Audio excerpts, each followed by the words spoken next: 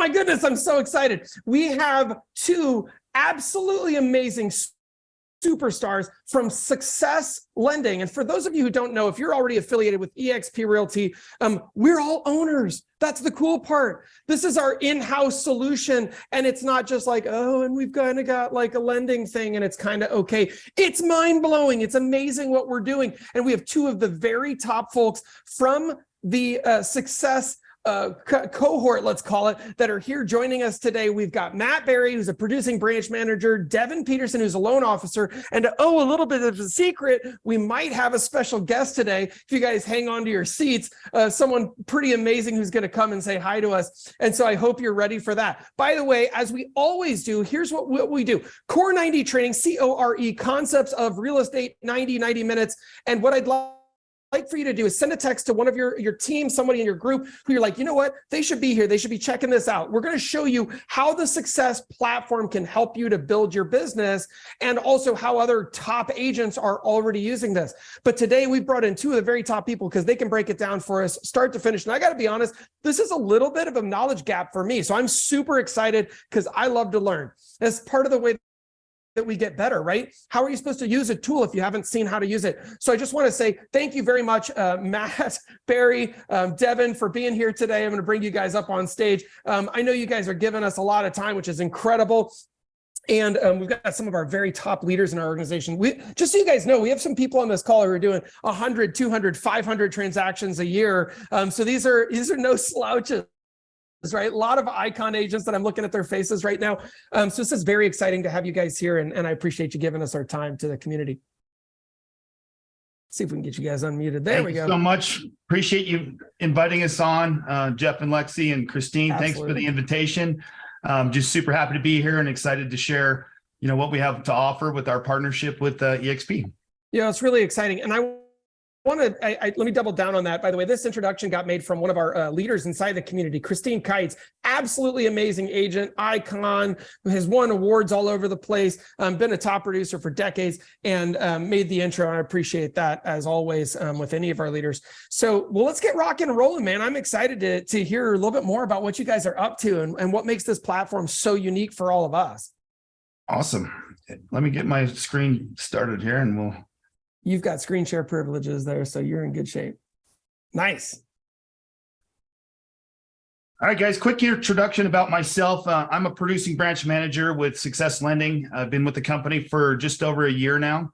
I was introduced to eXp actually from one of the co-founders, Brian Colhane. He invited me to an eXp con really as an agent. I have my real estate license as well. I don't practice anymore. I just do loans, but ended up coming out to eXpCon last year. Really got a chance to meet the leadership of eXp.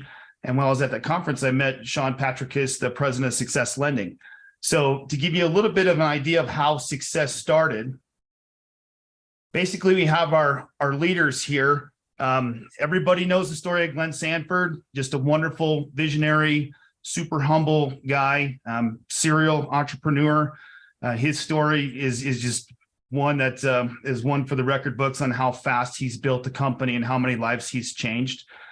So Glenn was searching for somebody to really expand the ecosphere of eXp, and he ended up meeting a gentleman by the name of Glenn Stearns. I don't know if anybody knows Glenn Stearns, but he's the founder and CEO of Kind Lending. He's an entrepreneur, mentor, podcaster, philanthropist, executive producer of the show Undercover Billionaire. And they actually met through the show Undercover Billionaire when Glenn was hanging out with Grant Cardone. And that's how he was introduced to Glenn Sanford. And then they went out on Glenn's boat, talked about it. And basically Glenn Sanford figured that Glenn Stearns was the best possible choice to partner with when building out a mortgage company. When we look at vertical integration into a company, it's very important that you're making it so much better than it was before when we're adding to the eXp ecosphere. A couple of things about Glenn Stearns is he's definitely a heavyweight in the mortgage industry. He had Stearns Lending for a little over 3.5 decades, one of the largest wholesale companies in the world. He ended up selling that company, started Kind Lending, really with the movement of taking care of his employees and really the kind movement of doing business the right way, and taking care of the customer first.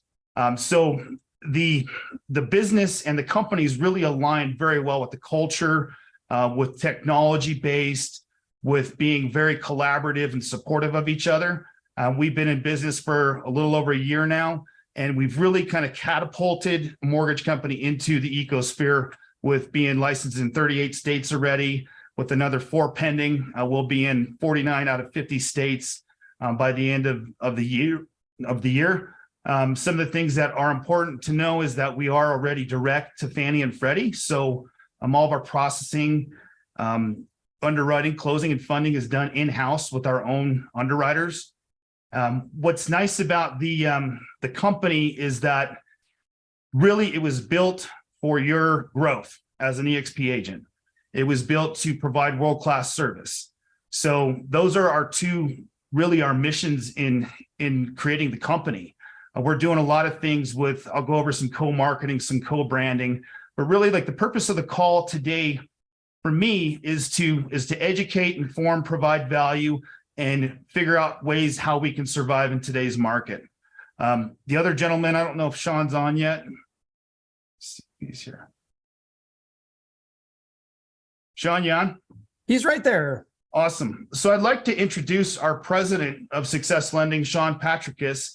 Shaun has an extremely long career of really managing mortgage companies at the highest level. He was with Countrywide for a number of years, and he's really been Glenn Stearns' right-hand man for a little over a decade in a number of different ventures. And really, he had a lot of options in the realm of mortgage to choose from when he selected his next job, and he picked Success Lending. So morning, Shaun, I appreciate you jumping on. And Shaun, just so you know, he is always in moving and shaking in a lot of meetings. I appreciate you coming on today. It's his son's 10th birthday. So happy birthday to Ben. I appreciate happy birthday. You being here. And I know not only running a nationwide mortgage company, he's a party planner as well for his son's birthday party tonight. So I appreciate you taking the time, Shaun. And, you know, I'd like to just introduce you and ask you a few questions. What we're seeing in, you know, everybody's got doom and gloom. People are freaking out. Banks are closing. There's a lot of unrest in the mortgage industry right now. You know, I've seen my old company shut their doors like immediately. Nobody knew what was happening. So tell me a little bit about, you know, what are happening with these companies that are closing their doors and laying off, you know, most of their mortgage employees. You're muted, Shaun. There we go. Well, good morning. Thank you for having me on. I love the opportunity to meet new people. So thank you. In response to your question, I think, you know, I'll address one thing and then answer your question. So I think a lot of times right now people are saying, oh, I'm waiting for values to fall. When should I start going and, you know, really turning on the jets to get the market going again? And we're not seeing that at all from data. What we're seeing is that values are staying flat and probably won't pull back. And I know that a lot of times it's this idea that when we see the market the way it is, there's going to be a pullback in values. And when you look at the data, more than 2/3 of the homeowners exchanged their interest rate for below 3% and probably bought a cottage and a condo at the same time for 3% or under. So most of those folks aren't going to be selling, because if they did, they're going to exchange for twice the financing cost and get less house for the money. So not a lot of inventory there. I think we're in a move-up market and a first-time home buyer market. So you have about 1/3 of the market there. So kind of going back to sort of a 2018, 2019 market look and feel. And the MBA still forecast, I believe it was the Mortgage Bankers Association forecast about $2.2 trillion of home equity to change hands, which is a bigger number than last year, and it's all purchase. So it's very little refinance and all purchase focused. So it's talking about maybe a bigger market this year than the prior, which is great for our industry, and especially yours as realtors. And for us, 7 out of 10 of your transactions are financed through a home mortgage, which means we'll still be fairly fairly busy. To answer your question though, Matt, in terms of, why banks might be moving out of the lending space specifically, and, I'll just bring up the first one, Wells Fargo getting out of lending when it was the nation's largest home lender. There's a few different aspects to that. And the first one is there's an inversion in the yield curve. So what that means in quick and simple terms is that the 2-year Treasury is paying a yield of almost 5% or in the high fours, and a 10-year Treasury, which marks 30-year mortgages, is paying less than that by over a point. It's like 3.8 or 3.9 today, maybe. I didn't look at it first thing this morning, but probably 3.9%. So the bank is sitting here going, well, we just did all these mortgages during the pandemic, and none of them are going to really refinance out or sell because they have such low rates. We're going to not focus on lending because we can make more money selling short-term debts and make a higher percentage. And so, which that is uncommon. In a normalized market, a short-term debt would be traveling at a lower interest rate than the 30-year debt, which means you could get something for 2 years and it would pay less, you'd be paying less interest. So that's the normalized market. We're not in that right now. So these smaller banks are saying, just not really in it. We're not in it because their vision is really total wallet of the bank, or to get more deposits, not to lend on mortgages.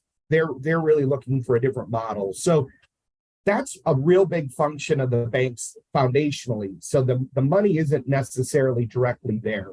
And I'm just going to define this for you.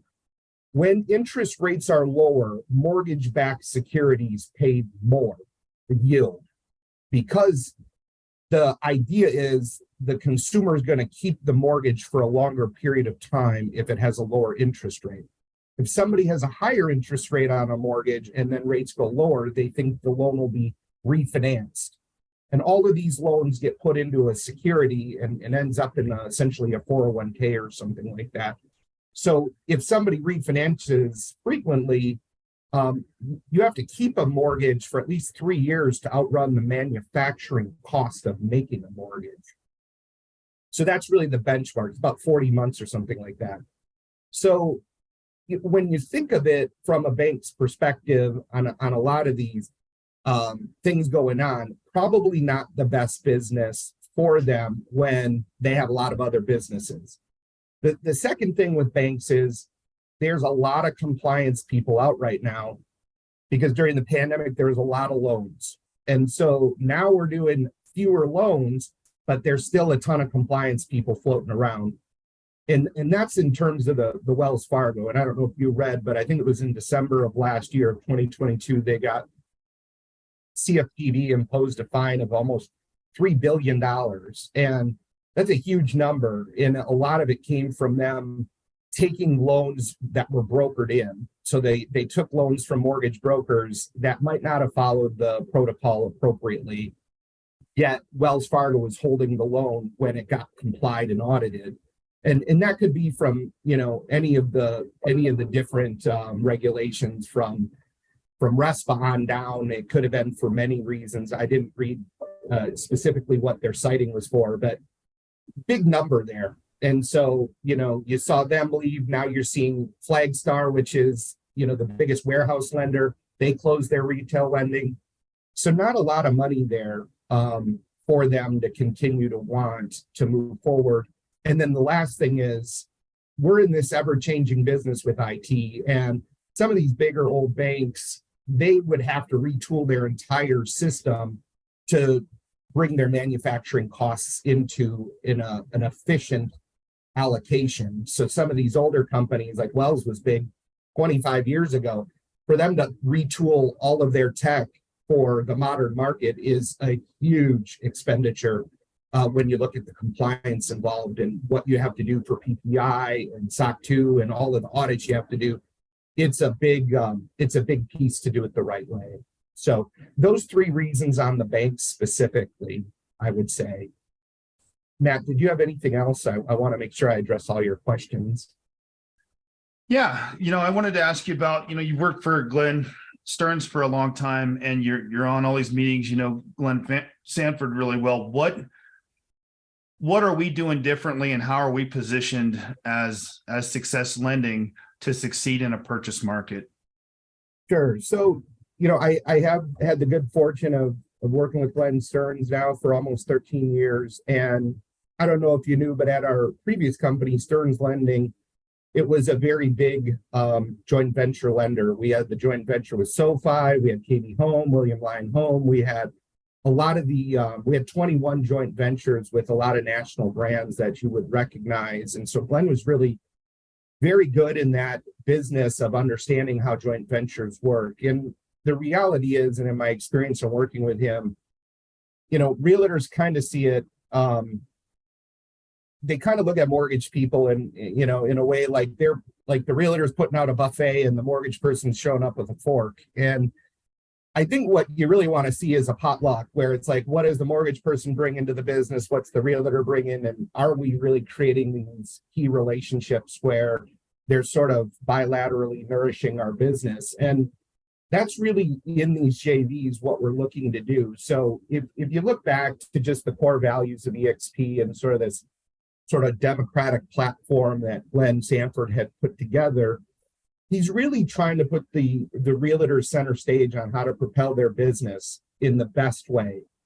And so being vertically integrated and having all of the pieces of the business means you get to control all those pieces. And it's just as much for revenue as is control. You want to control the experience, you want to control the delivery, and you want people that you have to be able to trust. You see, we can't not call you back. You'll call Dave Knorr, Dave will call me, it's done. You're getting a call in a minute. We can't ghost you or whatever it is. We have to participate, whether it's in our interest or not. We're partners. And so by controlling it all the way down, we can help really align with the agent and try to create these bilateral relationships where we participate with you on whether it be open houses or first-time homebuyer seminars, co-marketing, or all these things that people talk about in the world, but maybe it's just window dressing. They don't actually, follow through on it. Whereas that's our whole piece. We're here to follow through and be that main lender.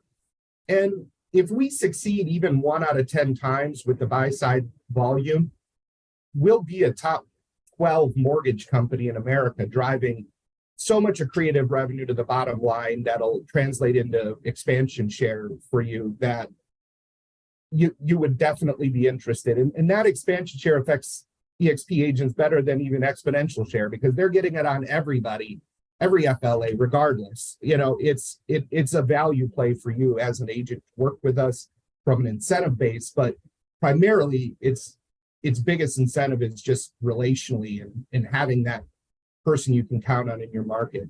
So I don't know if I addressed it entirely. We could go on for a half an hour about it, quite frankly, but that's the purpose and organizationally from the top down, why we're relevant. Great. And, not that you have a crystal ball, but what do you see in 2023 for interest rate movement, how the Fed is going to affect where rates are going?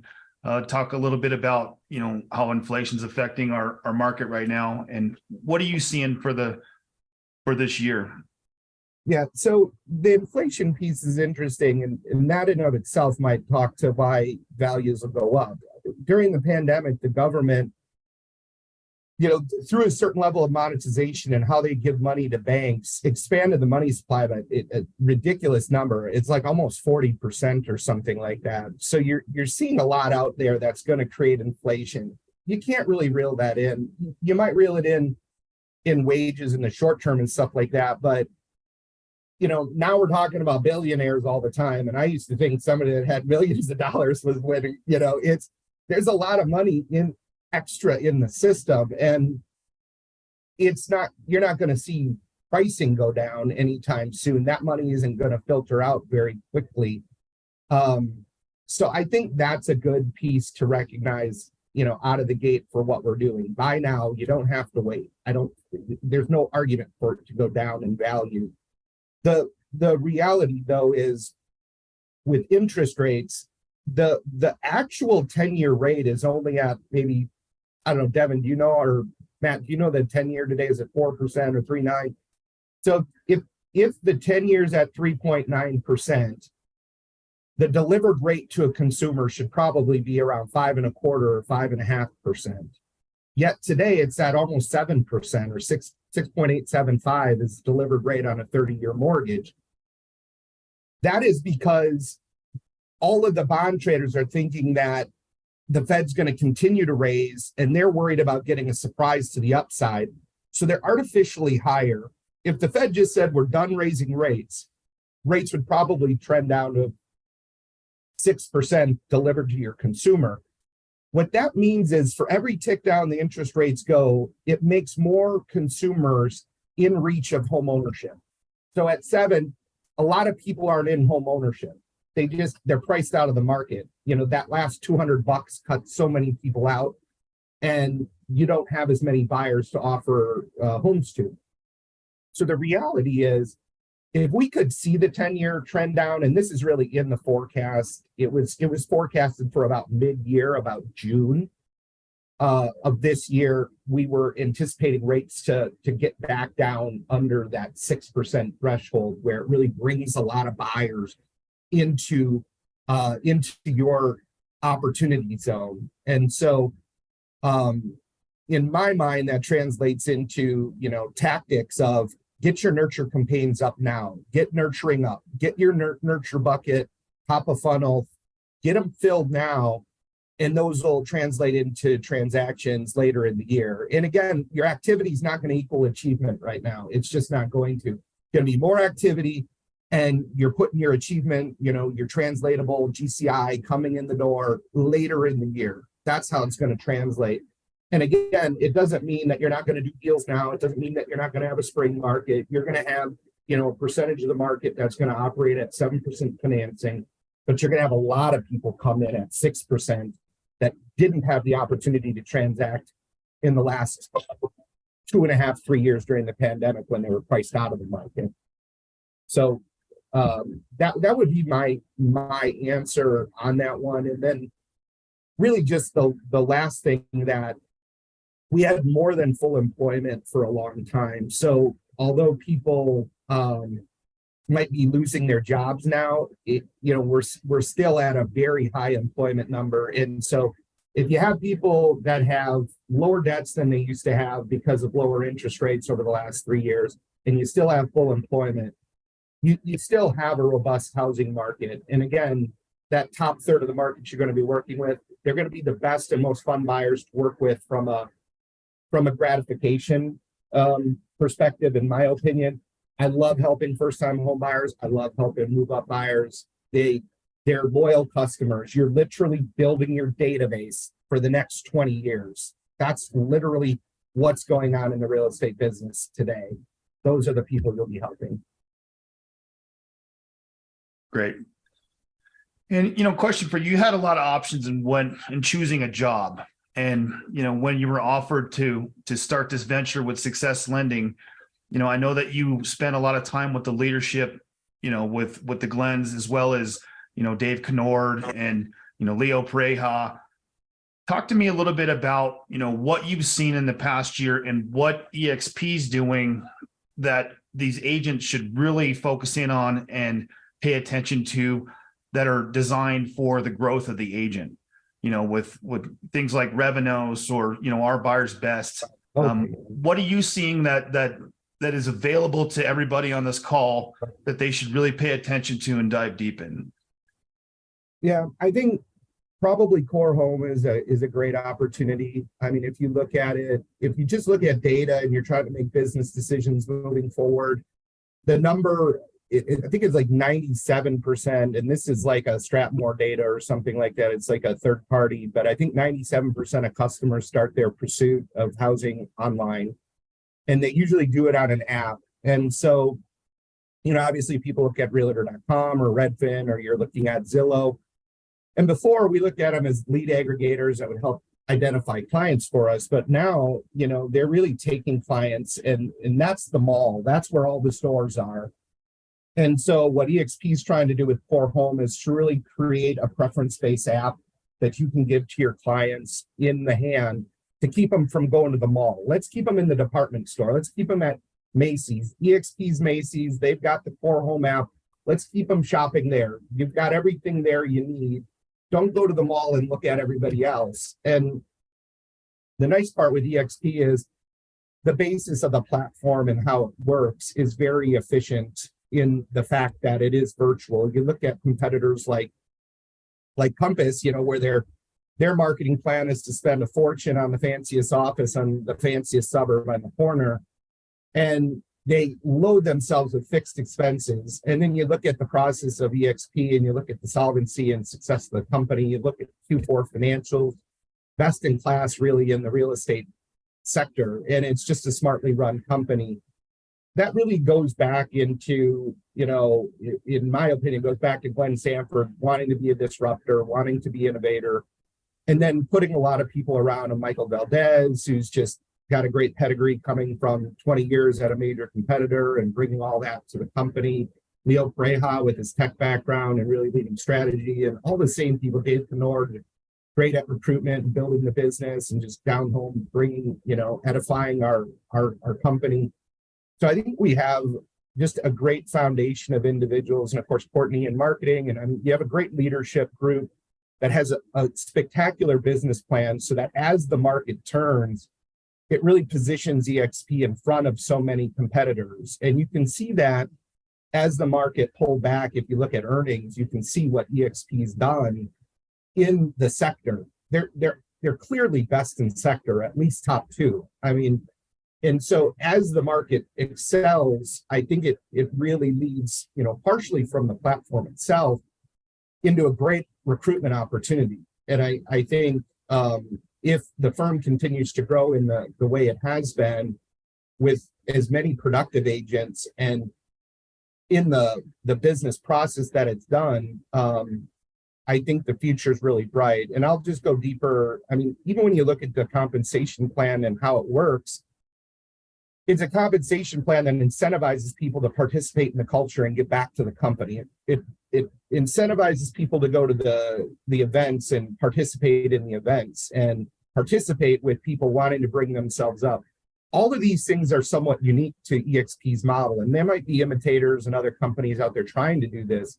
But what EXP is doing on this platform is really, if you look at all the individual pieces, nothing short of just amazing for where the company could go with it. And again, obviously, I'm a huge fan of the company, but it's out of logic. It's not out of love. I love the company, but it's logical where they're going because what they're doing makes sense. And then lastly, with Revenos and bringing in Zoocasa, you're really putting yourself on the forefront of lead gen with a great solution behind it. They have great ISA department.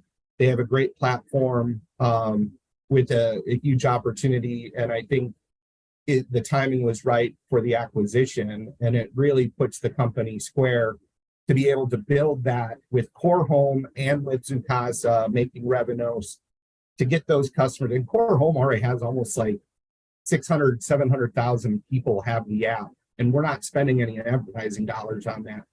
That's a huge opportunity to capture clients and keep them on your platform with your face, with your system there for like an IDX interface to look at listings and stuff like that and have a preference search. So I think it's a smart move for the future. Any company that's not doing these things now, they're missing the boat for the next decade on where realty is going to be, in my opinion. Great. So, Shaun, I know you talk to realtors all day long. You talk to big teams. You talk to loan officers. Let's go kind of from the 30,000 foot view down to like boots on the ground. If you're a realtor in this market or a loan officer, what are some of the things that you're doing to not only survive, but thrive in a shrinking market? Like daily disciplines, or what are you doing for relationship building? How are you finding the buyers and sellers? What are your thoughts on what would you tell somebody just starting the business? Yeah, I think it's a great opportunity right now to start. When the market's really frothy, people come up with a lot of different solutions to do parts of their job. Right now it's really core advertising and closing, and that's stuff you can do on your own. I talk to loan officers and folks all the time as well, and I love it when somebody says, well, I'm really the CEO of my business and I have this person do this and this person do that. And I'm just like, oh my gosh, my head's spinning because margins are down, customers are small. You need to know how to sharpen your saw. You need to know how to use your screwdriver. You have to know how to sling the hammer.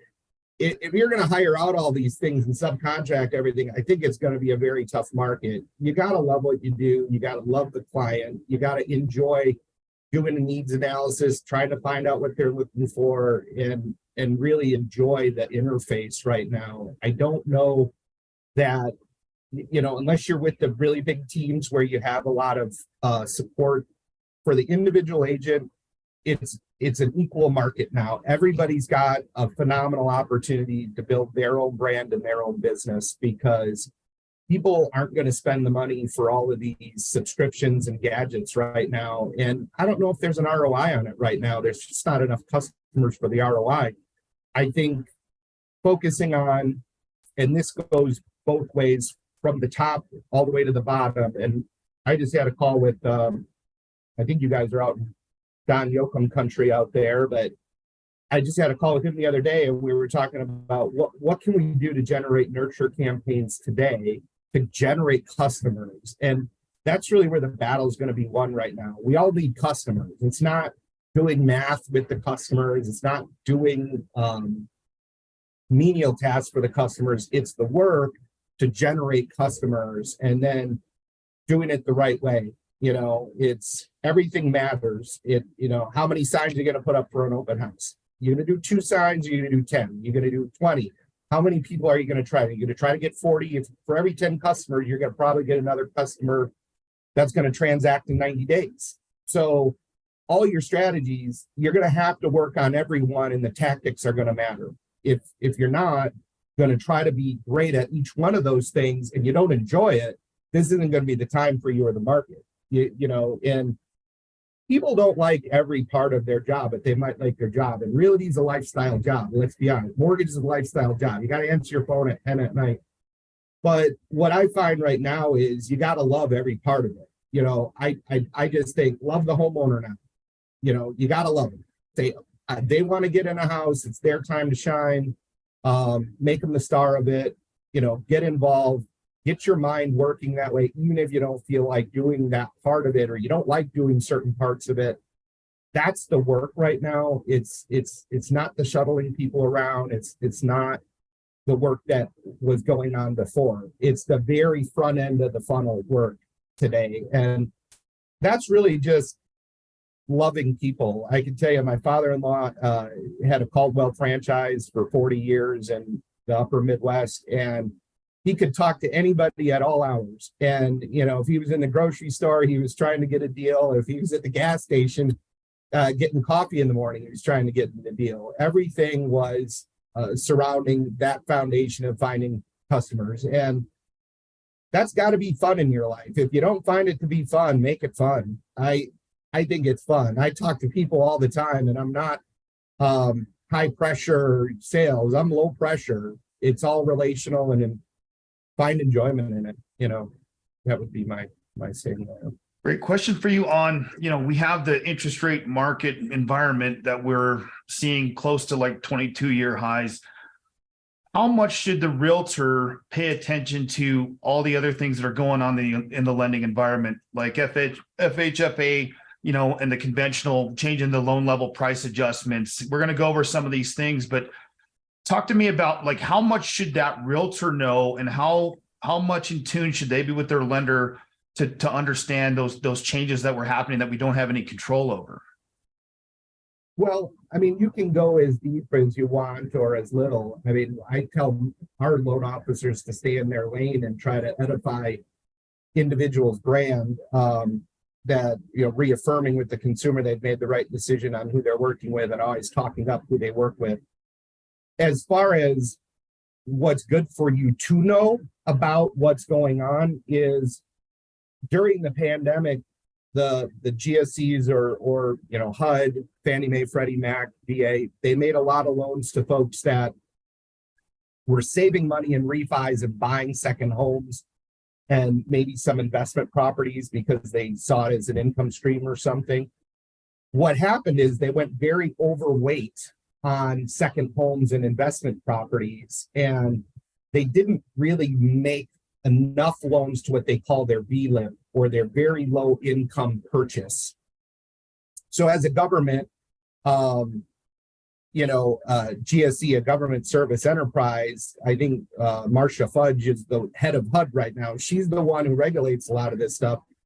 They want to see low-income buyers getting into homes in America, developing a next generation of home ownership. And so a lot of the lending incentives are built around getting new people to home ownership. And it's done now at the highest level we've ever seen it. So they've removed loan level price adjusters for like the Home Ready, Home Possible programs from Fannie Mae, Freddie Mac.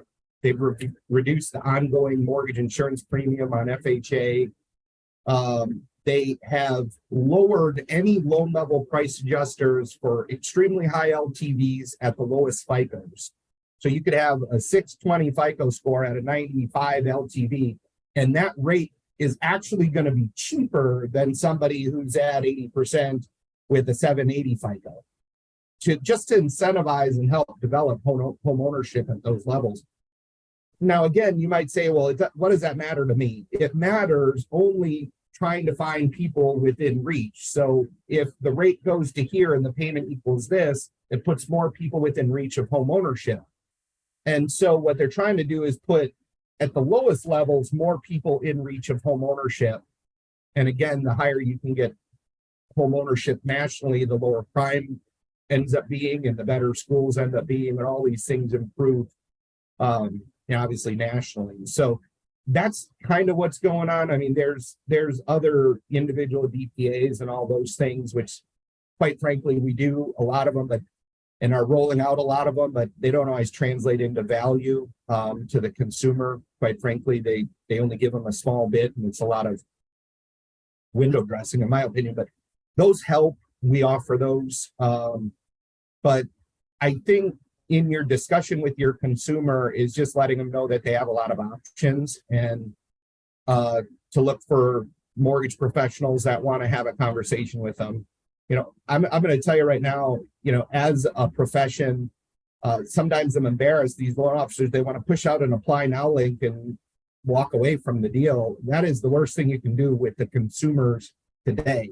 The consumers today need to be talked to, and they need to know what their pathway is to the closing in a conversation.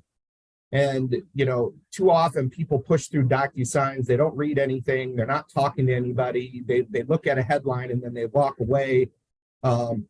It's the worst consumers for that right now, because it's first-time home buyers and move-up buyers where they really have the necessity of the home and they want to do the right thing. So it's really a great time right now for loan originators that like to work with the consumer and really talk through the options and what's going on, in my opinion. Awesome. Thank you, Shaun. I appreciate all your time. Does anybody have any questions for Shaun? I hope I wasn't too wordy, so go on. Yeah, I didn't want to overtalk time. Who just unmuted? Was that G team there? Joanne at the G team. There we go. I'm all by myself today, but they're coming later.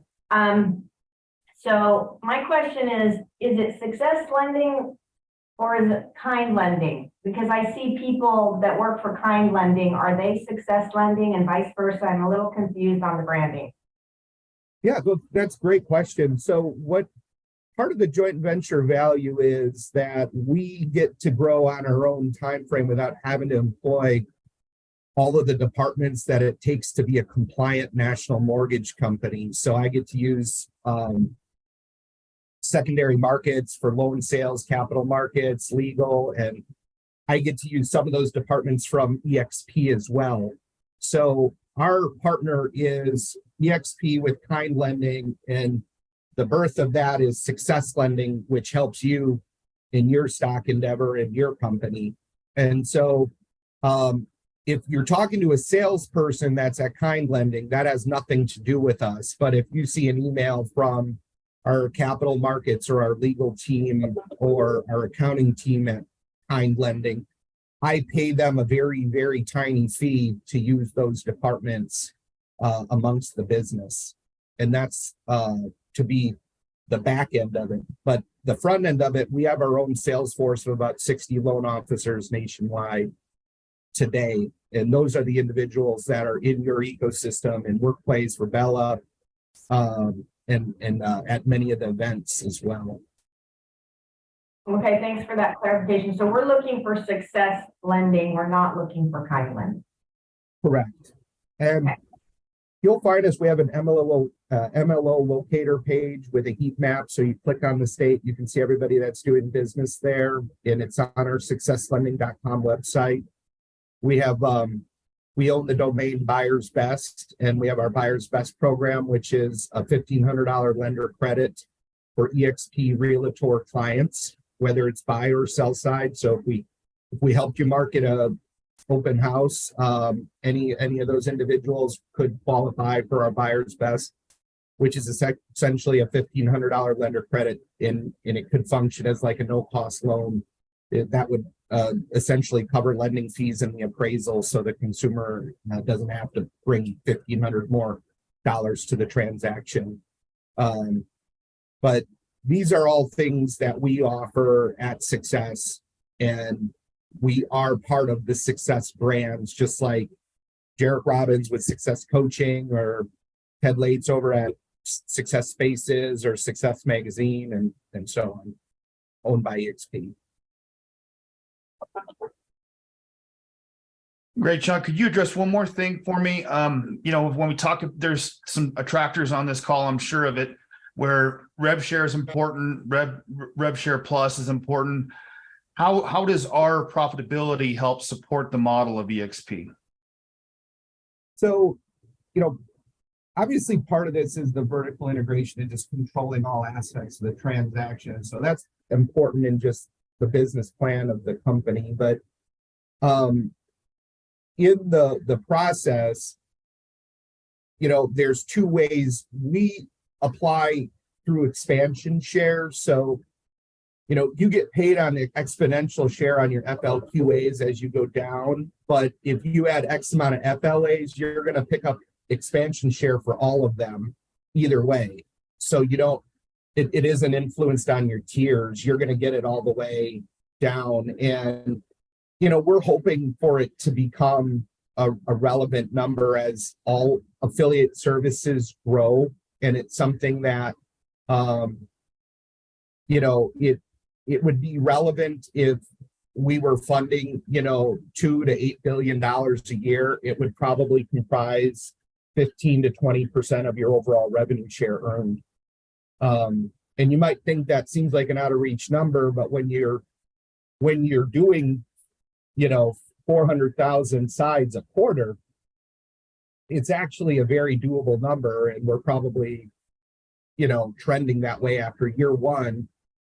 You got to work out all the kinks in the business, and we got about 60 LOs. By the end of this year, we'll probably finish around 150. And if they're doing, 3 units a person times 12 months, it'll probably translate to like $1.5 billion. And, ultimately that could potentially cover a lot of the old discussions about buffers and things like that. I mean, hopefully we'll cover the growth of the organization as the organization goes from 100,000 to 200,000, and you got to increase tech at EXP and all that.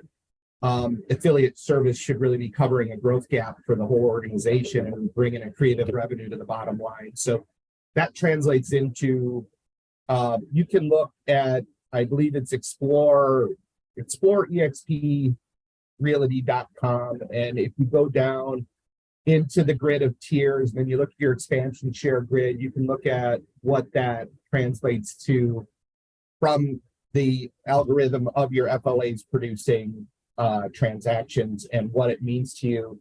And then ultimately it underwrites balance sheet value to your stock share price, because it diversifies EXP, and as the market improves, it improves the enterprise value of the company so that you can maybe get your share price back to $90 again. And I think everybody would be celebrating that on the call. But even it got it to $35 steady state. It's a great, it's a great opportunity organizationally for sure. Awesome. Thank you, Shaun. Does anybody else have any questions for Shaun? It looks like Joe has one more question. Hey, so new agent to EXP, been with KW for 7 years before December. So I'm familiar with lenders coming in, and I appreciate you coming in to explain success lending. I missed like the first 15 minutes of the call. And so I'm wondering, do we have like a one pager that really kind of goes over, hey, why should I not use my local agent who have built relationships with? I love the idea of the $1,500. That's great. I love adding to rev share. That's great. And getting more of the FLAs. I'm just wondering, do we have something that, or I don't know if I just missed it in the first 15 minutes, or if that's something that I can find. Yeah, Matt, why don't you write down Joe's name and we'll get you out. We have some tear sheets and some stuff. We have videos. You just came from Keller, like there's zero cost plus. So our buyer's best is, I don't want to say I'm being unoriginal. Ours is similar in concept to that.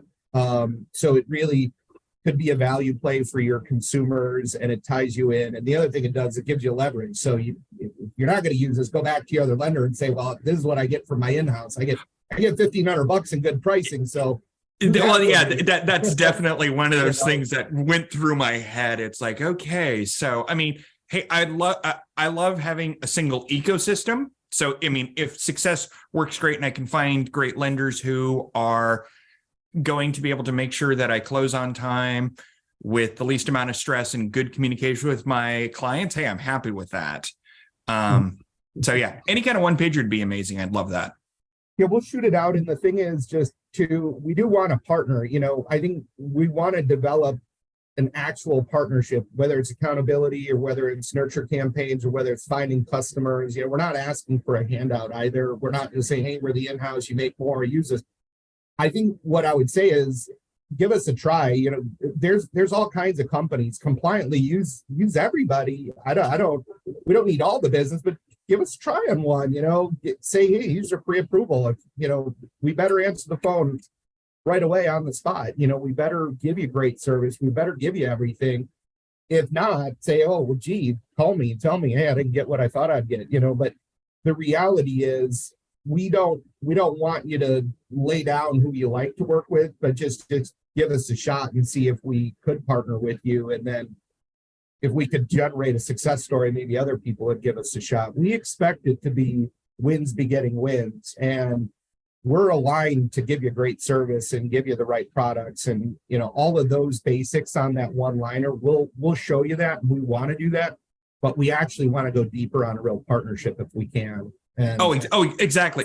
I mean, honestly, I don't care about the 1,500. I don't care about the rev share. I care about my customer experience, because that customer experience is the part where they then start referring more of their friends, family, clients to me. That's what I care about. If I can get everything else, it's gravy. But if the experience isn't good, it's going to kill my referrals, and I cannot have that. Yeah, absolutely. That's our biggest recognition. The other thing I'll tell you is if you are fond of somebody, we do have a program that we support. If you want to help us recruit your loan officer, we pay $10,000 for what I would call a suitable candidate for us. So the reality to that is if you send us your brother-in-law or your nephew and they don't do mortgages, we're not giving you 10 grand. But if you give us somebody that funds loans regularly and markets themselves first as a full-time loan originator, you can earn a $10,000 recruitment bonus compliantly. And obviously we ran all this stuff through legal. So, it's a compliant opportunity for you to say, hey, this company's doing loans just like you do. They're ending up at Fannie Mae, Freddie Mac, Ginnie Mae. Why don't you talk to them? And if they win, you're in my ecosystem and I make more revenue share and earn more money, and you can offer the buyer's best. Because a lot of these companies that we, whether it's like G-Rate or Guild or all these other companies, they're great companies and nothing bad to say, but you don't make money when they make money. So why not have them come work with us, and then you can make money when they make money, and instead of propelling Loan Depot's share price on the NASDAQ, we can propel EXPI's share price on the NASDAQ. And so that's an actual opportunity for you as well. Yep. We only have one person in Oregon right now, in Bend or Redmond. So Now, when you say only one person in Oregon, do you mean only one person who's licensed to sell in Oregon, who has their Oregon license, or are we saying just physically located in Oregon? I have one person physically located in Oregon. I think we have 4 people licensed in Oregon. Okay. I'm licensed in Oregon. Yeah, Matt is. He's in, covers that area. But we'd love to have, ultimately, our goal is to have a go-to person in every metro, whether it's an NFL market or if it's a smaller market. We want to go down to, third tier markets with, 60,000 people. It'd be great to have somebody there and working for your company in that market. And Realty is hyper local, obviously. It's everybody I talk to, you don't understand my market. Okay. Every market's unique. So it'd be great to have somebody everywhere. It's again, how do you kind of eat an elephant? That EXP's got 90,000 agents, they're everywhere. So it's going to take us a little bit of time, but if you have somebody great, we'd love to talk to them and hopefully recruit them over to work with us, to work with you. Okay. Hey, thanks. And Shaun, real quick, just since you are doing pretty much all the vetting between you and George on who we hire and building out a nationwide company, can you just speak to the fact that we don't have salaried in loan officers? And as we build in these states, some of the challenges you've had with having a brick and mortar, we're hiring the right people because they're vetted, and it's important that we can't screw up that relationship by having a loan officer that doesn't do what they say they're going to do. But what are some of the things you're looking for as we're building? So again, you have to remember too, people are doing loans else, we're Success Lending, so we're branded agnostically. So we're doing loans for Keller now, we're doing loans for Caldwell, we'll do loans for C21, whomever. We're looking for professionals that are good with what they do. We get a lot of leads every month. I mean, we probably got, 1,000 leads last year. And we talk to a lot of people. And the people we bring in tend to like the mortgage journey and like to talk about it. I've talked to people doing $80 million and they've got 6 people and they want all of this. And I say, that's great. I don't know if the market's going there, and they kind of poo-poo me, and then they're calling me back 5 months later going, gosh, I'd love to go deeper with EXP. And I'll talk to them again. And, ultimately that was the case with you, Matt. I mean, you were doing $50 million when I brought you in, and it took you, probably 7 months to come around. But, we're looking for productive people that are in it full-time, marketing themselves, where they're accountable for their business. We're not going to have 100,000 people in mortgage. We're going to have a couple hundred, and they're going to be very productive and very good at what they do to make sure they follow through. And that's part of what our vetting process is. And again, if they're great people and they're not that productive, we still might bring them in if they're interested in doing the business, but that's really where we're going with it. And we are interested in doing desk rentals if you have offices and things like that. It's great for us to license to an office rental. If an EXP agent has a location, we can compliantly rent an office from you to be in your business. And we're looking at lots of other ways to innovate with that as well. So. Awesome. Hey, Matt, it looks like Jason had one more question, and then I know we got to keep moving, but hold on one second. Let me bring him up on stage here. Jason, can you hear me still okay? Yeah, absolutely. There he is. All right, let's put you on stage. And and go. So, we were actually having a talk about this in our office because right now we see a lot of loan officers scrambling around. Where am I going to go? What am I going to do? And what's happened with that is, the clients we're switching over to them or we're having them help, they're not getting that level of service because I feel like some of these loan officers are just scared. What am I going to do next? Rates are going up, rates are going down. It's a shifting market. We just have to work with that. So my question would be, we have somebody come over, we're going to have new success. We're going to try you out. What would be a typical, not the whole front to back, but what would be typical when I have a client, get connected with your organ lender? How soon would I be expected that they can reach out to them, possibly get that pre-qualification going? That's my first question. So how soon would we have contact? Seconds, minutes. Okay. We're excited. Yeah. We're trying, we just finished.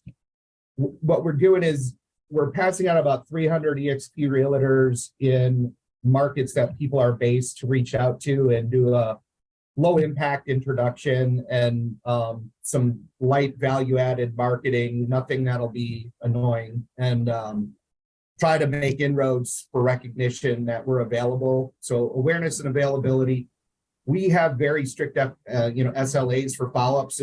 They're going to want to be present and in your business, trying to help get your pre-qual done right away, in seconds. And so give us a try. If you go to successlending.com, find a loan officer, there's a heat map, click on whatever state you want.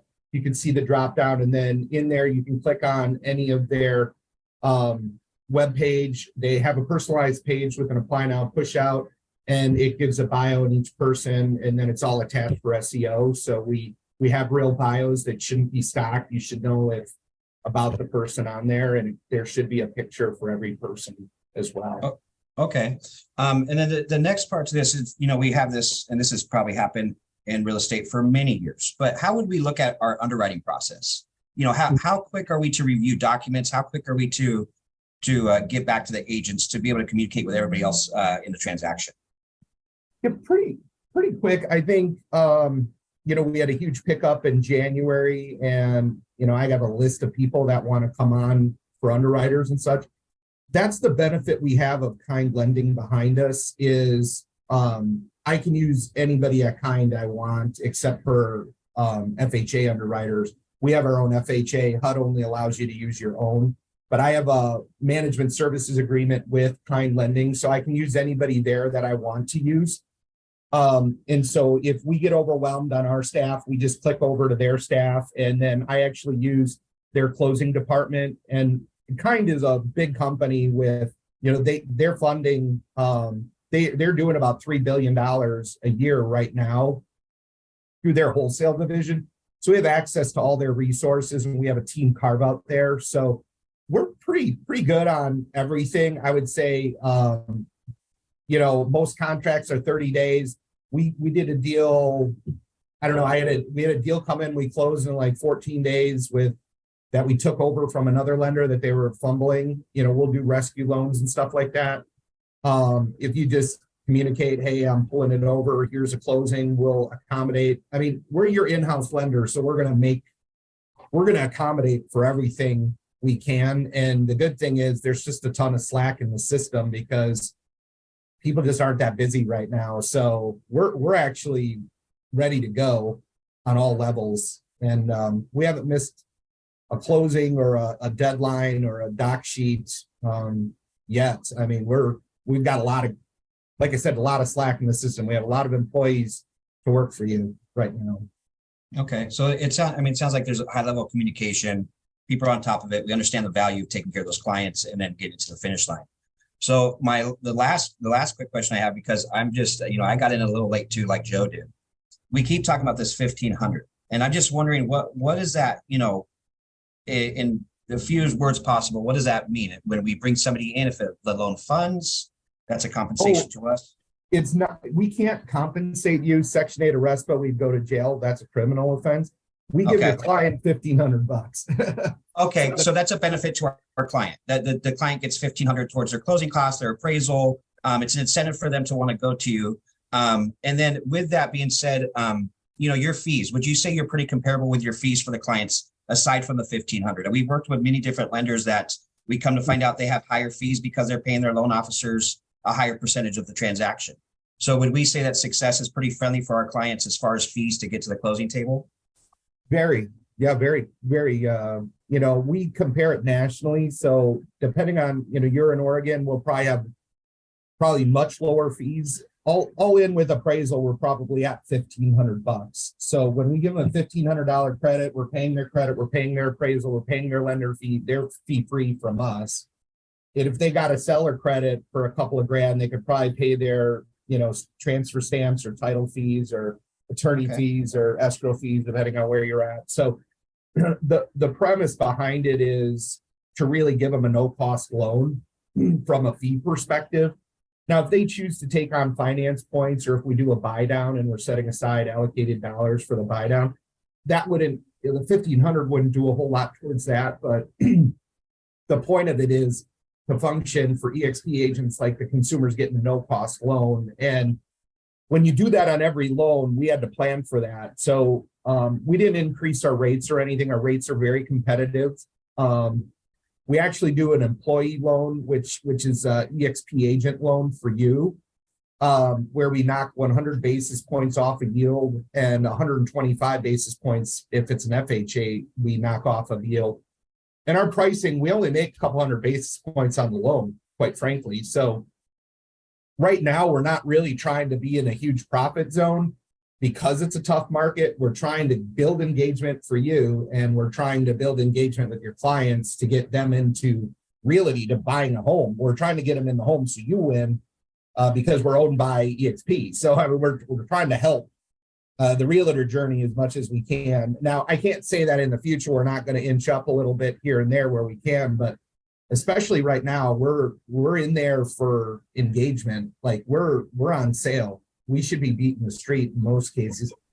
And if not, let us know and we'll work with you on it. But it's going to be we're working on engagement. So check us out. Give us a try. You'll see the number will look good. Yeah, absolutely. We'll give you guys a shot. And I like that it sounds like you guys are really trying to just adjust for what's happening in the market. And take care of the clients. And that's the biggest thing any of us, you know, as agents can ask, you know, because you're an extension of who we are. So, you know, it always comes back to us. So we're looking for somebody to partner with that's going to have the same, you know, like-minded goals, that there's everybody involved and what do we have to do. So yeah, thanks for answering the questions, man. I appreciate it. Thank you.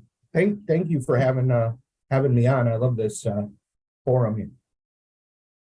Thanks, Shaun. And, you know, just to kind of expand on that, like you look at those reports every week, and in your position, you kind of set our rate as to what we're going to offer. And, you know, every week I do a lot of price comparison with different companies just to see where we're at. And we're always in the top 25% for price. We don't charge origination fee unless they're buying down the rate. And then that buyer's best. If you could speak a little bit about like to get that through was kind of a heavy lift because basically the company has taken that shortage for a limited period of time. How are you seeing that? I mean, it's kind of bumped up quite a bit of applications in the process. And are you seeing that program? Are we going to continue to do that program for a little bit? Yeah, I think we're going to, just because the way the market is, it's great for clients right now. It's great for workability, and it's more compliant for us to offer it as a program than do it on the one-off. So we're just trying to offer it to everybody. It's great from a marketing tool for the agent. You know, the agent might say to the buyer, hey, you know, I don't like referring people directly, but if you use our in-house lender, they offer you $1,500 off. You might want to give them a try. If you're not big at recommending mortgage affiliates, but I think it's a low impact way to segue in. It shows that the consumer gets a benefit that's unique to the agent. And then it's great for us because it creates leverage against other lenders in your market, so that they're going to have to do what we're doing at least to match our price, you know, which again, this isn't all about price. It's all about our business together and partnering overall sort of holistically, but all of these little things help. It's always a confluence of many factors, whether we have all the products and all the different stuff. All of that stuff matters to at least one client that I run into. So we want to have it all available for you. But anyway, I'll let you guys get forward with the call here. I don't want to. Thanks. I'm on slide 2 out of 30. And then Thanks so much, Shaun. Thank you, Shaun, for being here. We really appreciate you. Thank you. Thank you so much. thanks, boss. Hey, Matt, so you and I were chatting earlier, and I know you're only on slide 2 of your 30. However, there was some information that you had for us today as agents, what we could take away, what agents are using right now successfully with Success Lending or in our market right now. I know that we have limited time left to go over things, but wasn't sure where you were going to hit on your slides there. Yeah, let me get into here. So one thing I did want to let you guys know that you should be paying attention to right now. We're doing the strategies that happen when the rates go up are things like buy downs, using the seller concession to cover some of the fees to buy down the rate to make it affordable for our clientele. I wanted to really quick hit on that loan level price adjustment. I'll talk about it, the government changes that we should pay attention to right now for people in process, because it can make a big difference in for your client. And then we'll get into a buy down. I'll have Devon do a quick presentation. I have a calculator that I could send you so that, when you're having a listing, you could know what it would take to offer that and really include that in your seller's presentation or your listing presentation. And then also educate your buyers when they're looking at properties. It's kind of cool because you can put in exactly what price range they're in, how much money we need from that seller. And you can couple that with things like the buyer's best to really give them the best of both worlds on making that house affordable. So real quick here, can you guys see my loan level price adjustment changes? Yes. And I could send this to everybody too. So this is a heat map. So what Shaun was talking about is you see down here in the green, for lower FICO scored clients with less money down, they're getting a substantial increase, like discount to rate. So anything that's green is reduction to the current rate. These are going into effect like right now. So what I'm saying that makes sense to pay attention to your borrower is if you have somebody who has a 740 to 759 and they're putting 20% down, their rate is going to worsen by 3/4 of a point if they're using conventional product right now, Fannie Mae, Freddie Mac. So this moving market, it is not only do you have to worry about rate, you have to worry about the changes that FHFA are making. This is good and bad. It's helping some people, it's hurting some people. But it's something that the people that you have in process right now that haven't locked, you need to pay attention to the dates or make sure your lender's aware of it so that they're not thinking they're getting a rate. Next thing you know, it's 3/4 of a point and they don't qualify for the house you just got under contract. So those are some things I just want to make sure when you're dealing with your lender, make sure that they're on top of changes. The other thing too is some good news. Finally, FHA is lowering their mortgage insurance from 0.85 to 0.55 on about a $500,000 loan. They save about $1,000 annually. So this is important to look at because $100 a month could be the make or break on people who are really close on debt to income ratio. So you might have somebody that you need to bring back in and might qualify for that house. So definitely pay attention to that. This is for closing after March 20th. So it's in effect right now. The other thing that's taking a little bit longer, so we'll probably, on a 30-day lock, it's pretty close. But for our VA borrowers, VA, I think education on VA is going to be huge in this market because there's no loan amount limit anymore. Disabled vets have their funding fee waived. There's a very good use for VA loans in this market. Some of the changes that we've seen here is basically, first time use, if they're putting less than 5% down, they're going from 2.3% to 2.15. Not a huge difference, but if they're using that subsequent use where they've used a VA home, they're going to buy another home, they're going from 3.6 to 3.3. So 30 basis points in both of these products could be a big deal, especially as the loan amount goes up. It's a difference maker. And it really does matter with that amount of money down. So, 0.3% is a lot. So some of those clients might be able to qualify for homes that they didn't before because they didn't have the down payment. Devon's going to hop on and talk to you guys about rate buy downs. What we're seeing is I look at different data, like Black Knight was saying last month, 57% of all transactions on a purchase were using some sort of a rate buy down, whether it be temporary or permanent. And then Devon's going to just cover kind of what that means. And it's something that we've used in the past. I've been doing this for 21 years. So as rates go up, we've used this in the past. I've used one when I bought my first house. It's a tool. Not everybody benefits from it, but it's really important to look at that. One thing that I will tell you that I'm seeing in this market is as rates go up, people get scared and they back off. You need to kind of go into the storm a little bit with your buyers, because they might be paying a little bit higher, a couple $100 a month, but we can always refinance the home. So definitely, you know, that whole saying of date the rate, marry the house. It's important, because what's going to happen is a lot of people will back off and they'll wait. And then when that selling season comes around, you're going to have multiple offers. They're going to pay more money. I'd rather pay a couple $100 extra on a house right now and refinance later than pay $10,000, $15,000, $20,000 more for that property. So big time on educating your client right now. And Devon, if you could hop on there. Sounds good. You guys hear me? Yes. All right, very good. Okay, so I'm going to try to be very cognizant of the time, since we burned a lot of clock here. We got a lot of good information, which is great. This is recorded, so I'm going to speak quickly, because what I got to tell you guys isn't going to fit in 15 minutes. So I'm going to kind of do the fast forward thing as if you were speeding up the speed. So we're talking about buy downs. Now, there's two different kinds. There's permanent and there's temporary. And the reason we're even having this conversation is exactly what Shaun had spoken to earlier, about the fact that interest rates are now at 7% or so. And that's putting a lot of people out of the market in terms of affordability and being able to purchase a home at this point. So the first thing I'm gonna do is gonna give you guys a crash course on rates and what they mean and how they work and points and things like that very quickly here. Again, this is recorded. So I'm gonna share my screen here so you guys take a peek at this. All right, bear with me a sec. All right. So can you guys see my screen here?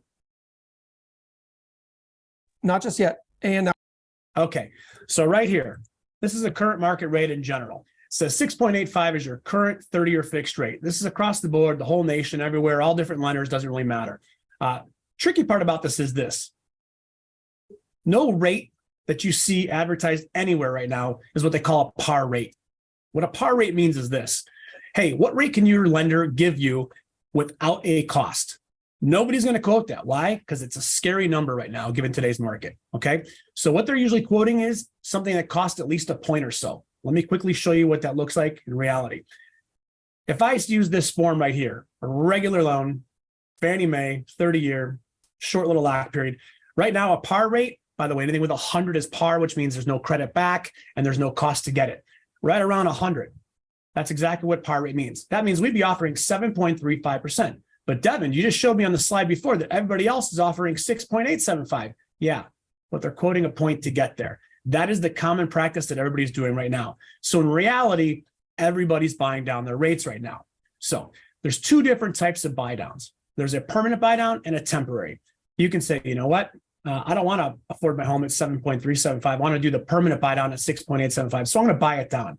I'm going to spend, by the way, a point is a percentage of the loan amount. So if you've got a $400,000 loan amount, you're going to spend about $4,000 for a point. Okay. That being said, you say, hey, Devon, I'm going to spend a few $1,000s here. I'm going to buy down my rate. Great. Now you're at 6.875 and you spend some money.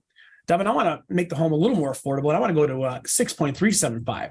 That's going to cost me almost 2 points to get there.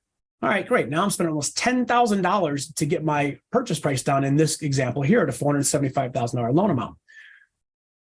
Here's what I want to show you. You can do permanent or you can do temporary. On a permanent buy down, you're going to spend a whole lot of money to buy down the rate, just 1 percentage point from 7.375 to 6.375. That's a lot of money to spend to get 1 point down. Here's why I'm not a fan. Again, I'm really condensing this for you guys. Not a fan of the permanent buy down right now. I like the temporary buy down. Here's why. Temporary buy down. We're buying a place for $500,000. We're putting down 5%. Our loan amount is $475,000. Current market rate is right around here. That's the real rate that which our clients actually qualify for. The way it works is this. Normally, when you make an offer, you're going to have a little bit of give and take. You're going to say, hey, I'm going to make a purchase price of $500,000, but I want to negotiate a little bit of a seller credit. I'm going to skip to the chase and give the answers right here. You're going to ask for about $11,000 credit. And that's going to be put into a special kitty on the side that we're going to hold for our buyers. That money is going to be used to subsidize their payment for the first 2 years. 2-1 buy down means this. For the first year, they're going to get a 2% discount on the interest rate. So instead of 7.375, it's 5.375. Even though their note rate, the amount they're supposed to pay, by the way, the note rate here is just principal and interest. It does not include taxes and insurance, is $3,280. Okay. But they're only going to have to make a payment of just over $2,600 here.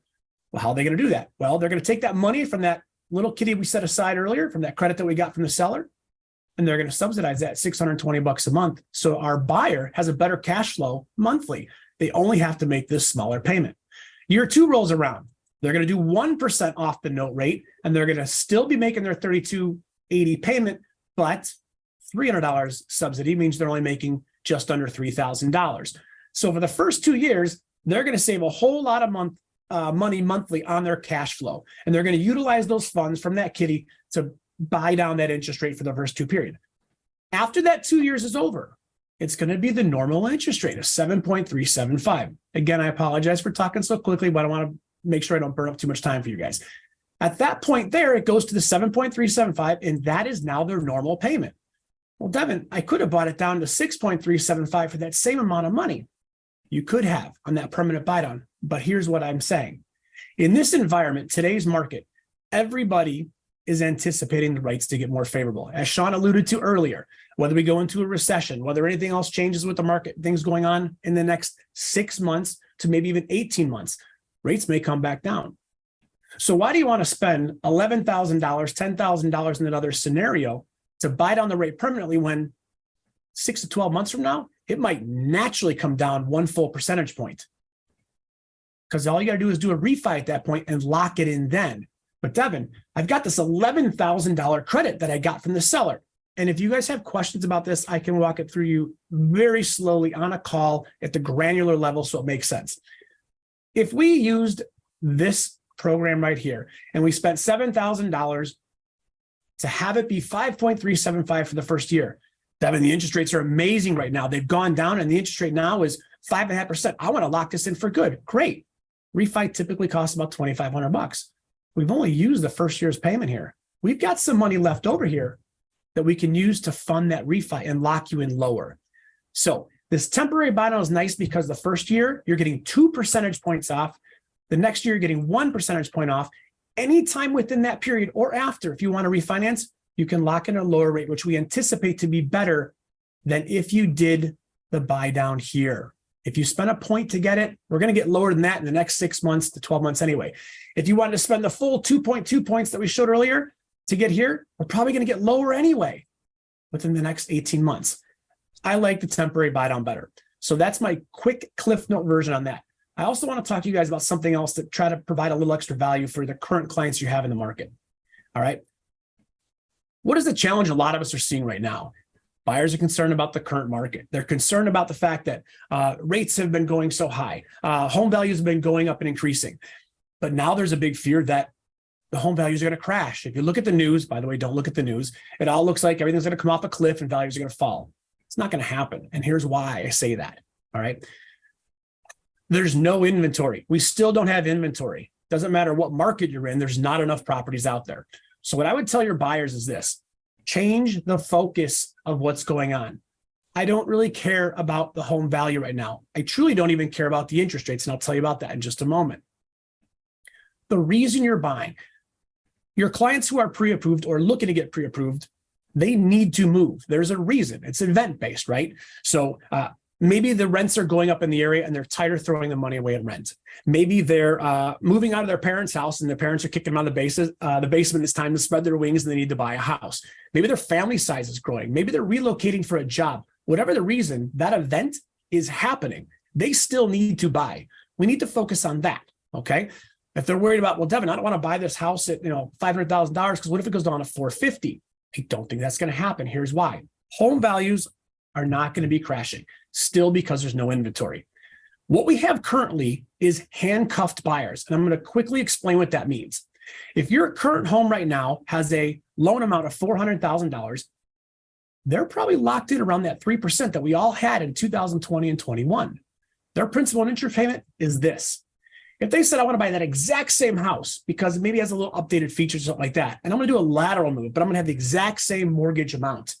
But now their rate is 6.875 or so.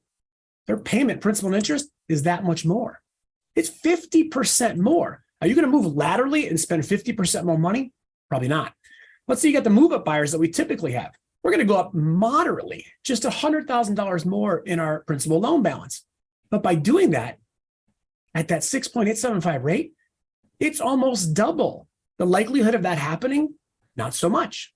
Let's say, you know what, we're going to go the other end. We're going to downsize because you know what, times are a little tough, and with the possible recession coming, things like that, we want to cut some costs. Great. So we buy a much smaller property now, right? Because home values have been increasing. So we have to buy a much smaller property to get to a smaller loan amount. And now we're going to go down $100,000 on our loan amount. But at that same interest rate, I'm still paying more. Would you downsize to pay more money? It's not going to happen. Short story on that is, in all these situations right here, these people aren't going anywhere. They're handcuffed to their property and they're going to be holding tight for a while. These people who would either go lateral move, moving up, or downsizing, that was additional inventory that you were able to sell. There was more properties going on the market that was out there, so more people could buy. It's not happening right now. So just like Shaun said earlier in the conversation, the majority of things you're going to see now are first-time home buyers, okay? So that being said, focus on that. Focus on the first-time home buyers right now. But Devon, what about the rates? They're going up, they're going down, they're all over the place. Doesn't matter again. Let's say we get you in at 6.875 and rates stay exactly the same over the next year. Cool. You got the same rate as everybody else. Let's say rates go higher for some reason. They go up to 8%. Great. You're still at 6.875. You're in a better position than everybody else. Devon, what if the rates go down? Fantastic. We're going to do exactly what we've always done. If rates go down to 5.5%, we're going to refi you and we're going to save you that $300 a month at that point then. In any way you look at it, the most important thing right now is the reason why these people are looking to buy a home. And most importantly, it's the home itself. The rate and the price doesn't matter. It's a paradigm shift in the way you got to think and present that to the clients that are out there shopping right now. Don't be worried about all the different things in the market, whatever. You can't control that, right? Control what you can control. You have a reason to buy a house. We still have to do that. That event is going to take place. How can I find you the best house? Okay. That's my 2 cents on that. I want to make sure I got it done in that little bit. I'm sorry it was so fast. If you have any questions, I can go into much greater detail about that with you, walking through the calculators, how it works, how you have that negotiation, what that looks like in terms of when you're making your offer, you're actually asking for a seller credit that will be utilized for a temporary buy down. But that's my fastest version I've ever given of this whole thing. I have some videos on my workplace chat group, Devon Peterson Success Lending Group, where I explain it in much better detail and slowly. And please feel free to take a look. If you have any questions, let me have it.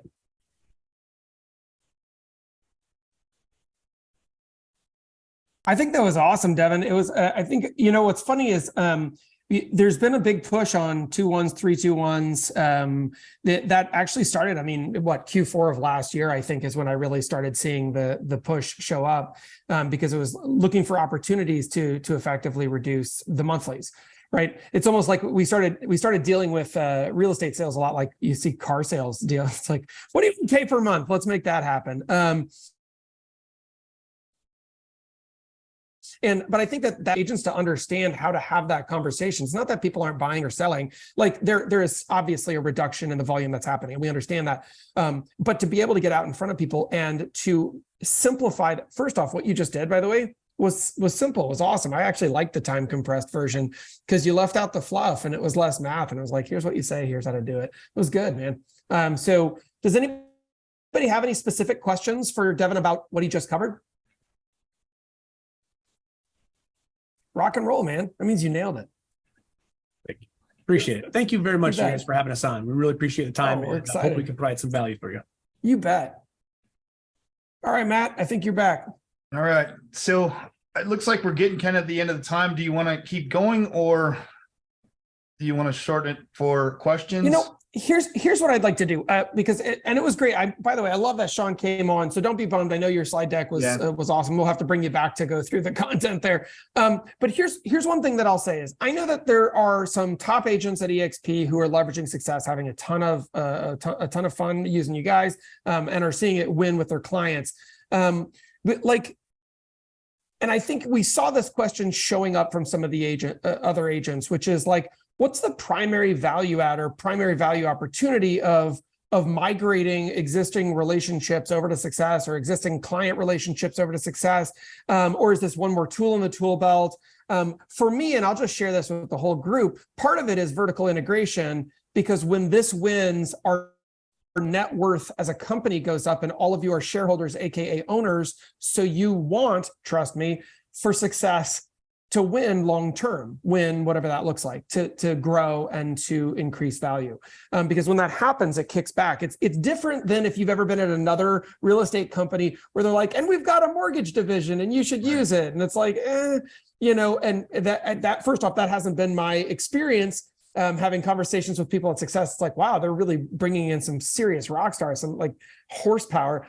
But beyond that, that verticality pushes off value for all of us here in the company. And whether you're just getting started at EXP and you're like, but I've only got a few $1,000s in shares. Trust me, that grows really fast, man. Like, just hang on for the ride. It's exciting, and welcome aboard. But beyond that, this bodes well for the whole company. But also the affiliations that have been built here, I can see that this company is going to absolutely skyrocket in the next 12 months. And so I guess kind of as we're wrapping up here, like what do you believe, or what are your core beliefs about why agents should come in, give Success a try if they haven't? Because I can see some of the top producers on here. We've got so many icon agents on the call right at the moment. It's really exciting. And so there's a lot of transaction count on the call right now. And also, I know we're going to hit this in the replay for all of our agents. What's the main reason that they should bring some clients over, give this a shot, and see how it feels? Yeah. So, number one is who you're going to be working with. The partnership is not the brand, the company, all that stuff is great. Everybody's going to say they got the best products ever, the lowest rates, they close the fastest, they have, in-house underwriting, like all that stuff to me is kind of the bar. Excellence is, you start with excellence in high production with, top producing teams, people that move and shake. And even with like the new realtor, you got to be able to educate, and all that stuff is a given. For me, and the reason why I came over to Success was the partnership with who we're partnering with. So, like having the kind of, I was kind of blessed to get right to the top at EXP. So I met Brian Culhane, flew out to Vegas, met Glenn Sanford, Glenn Stearns, Grant Cardone, all these people at a party, Jeff Whiteside, and then I was like, all right, I'm doing business with people. So who's running the companies? And Glenn Stearns the same way, super humble billionaire. But when you know that they have your back is super important to me. And, I don't generally share this with groups, but like I spent a long time as a first responder, as a captain on the fire department. And a lot of my career was spent in technical rescue. So I was on a truck for over a decade that basically goes to every fire in the city. And like when firefighters get in trouble, they'd call us. So it's kind of like the SWAT team for the fire service, dive rescue, high angle, hazmat. So I was ingrained with like an elite team. You have your crew, but you have your partner, the person next to me. We were the two people that were relied upon to think about like, what's the worst thing that could ever happen? That could be our day today, diving under the ice, hanging off somebody trying to commit suicide off a construction crane, like all that stuff happened. But when you look at partnership of who am I in this business with, who do I care about? And are they 100% committed to me? Am I going to do everything I possibly can, not day or night, to make sure that they succeed in their business, in their life, with their families, as a person? It really comes down to relationships and commitment, and like all that other stuff with like, you got to be, know, like, and trust somebody. Everybody knows that. You got to be, you got to be competent. You got to have experience. You got to know what you're doing. You got to know all the tricks and the trades and how to talk to people. But like when I take on a client, it's like a vocation. Like when I swore to be a firefighter and like risk my life for all these people I don't know, it's a commitment of whatever happens, I'm in. I look at real estate and mortgage the same way. So if somebody's going to say, hey, I'm going to trust you with the single largest investment in my lifetime, it affects my family, where we live, where we make memories, where we grow up together, and your mortgage, like I'm trusting you to literally, if you're going to pay off all my debt, increase my interest rate, whatever they're trying to do, it's a big deal. It's a life-changing event. And I think sometimes in this market or in this business, we take that too lightly. It's a vocation to be a realtor. It's a commitment to doing the right things and being good at what you do and being a student of the market. And like right now, I'm looking for partners that are hyper local and know exactly what is going on in their market. They know how many houses are on days of market. How much is it going to take to sell? Like when I'm having those conversations with people, I can't have half the story. Everybody has to qualify now. So there's not like, hope is not a plan in this market. You have to have the whole story. So like some of the things, it's both ways, where helping each other out to where I need to get everything, all the information in line so I can help them make the best financial decision. What products, if they're first time home buyer, running the gamut on DPA, any kind of down payment assistance, home ready, home possible, FHA, what's going to be the best thing for them? But fully knowing that with that partner, it's an extension of their paycheck. Their family's attached at the end of that. I've had my real estate license. I know exactly what it's like to be on both ends. And, a lot of it really too is how do you show up? I went out and got my success certification and went through that process because you've had Jarek on the call. He's terrific. Their whole group is terrific. But helping my partners like be at their best and hold them accountable and call them out on their BS. Like this business is not going to get easier. A smooth sea never made a skillful sailor. And that's where we're at. It's time to buckle down and work with the right people. And I'm looking for long-term relationships until I retire.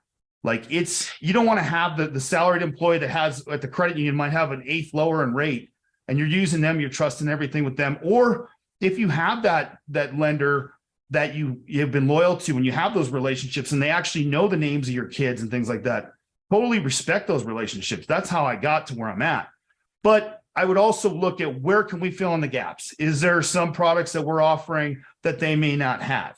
Or do we bring them into the fold? Like I was trying to allude to with Shaun is we're not just hiring people, we're hiring the best. And there's a lot of people we've passed on. I've had a lot of conversations as a manager with George Nicolau, our second in command, basically our regional manager, and Shaun. And I'm like, gosh, this person sounds great, but I can tell they're not committed. They're not, because we can't afford to make mistakes. Like you said, when the Glens call you up, it's like you can't have a deal blow up and have Dave Kennord, the president of EXP, call me and be like, hey, dude, what are you doing? So, it starts with the personal relationship. And it's tough in this market because the realtor loan officer relationship is one of the hardest things to crack. And it's harder than I thought even coming over here. Like I took a pay cut to come to success just because of the atmosphere and what everybody's doing. Like I've never seen such a sharing, collaborative company between the two, where it's like, hey, I'm doing this in the same market, put this on this sign, or this is what I'm using for expireds for my script. Like the sharing is unbelievable. But I would say that would be it. Is how do I show up? Not only. But I'm representing you and your financial, future is in my hands. So I love that.